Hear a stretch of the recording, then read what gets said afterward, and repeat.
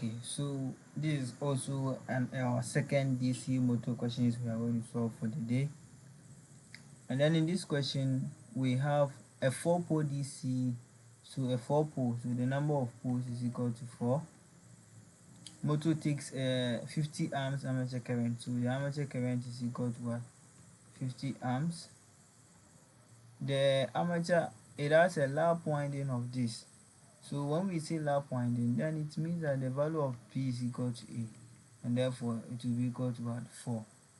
Has 480 conductors. We have our number of conductors Z is equal to 480. The flux per pole is 20 milli. 20 times 10 raised to the power negative 3 Webers. Calculate the gross torque developed by the armature of the motor. So we are to calculate for the what? The gross torque, which is what we don't know. Now you realize that we have this particular formula, the back EMF formula, to be equal to the speed multiplying the Z times the flux all on multiplied by the pole all on 60 times A. And then don't also forget that we have the value of EB, because we don't know the speed in this question. So we can move straight and equate formulas to solve, because in this back EMF formula we have the number of what? The speed in it.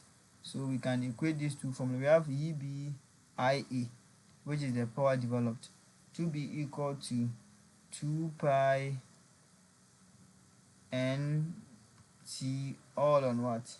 60, right?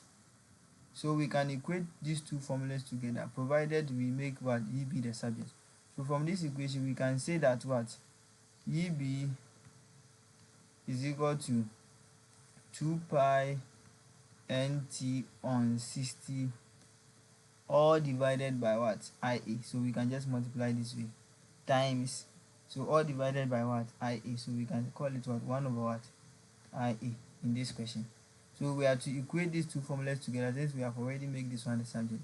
So we have our EB to be equal to, so we have our EB already, so we can say so wherever we see this EB, we put this particular formula there.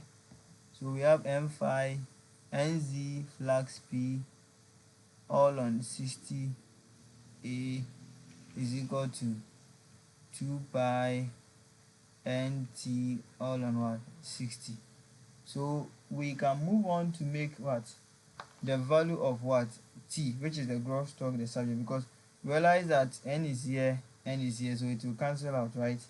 So cancelling out and moving to make T the subject, we can say our T, which is the gross torque, will now be equal to 0.159 times the flux, right? Multiply by the flux phi, and then finally we can also multiply it by what?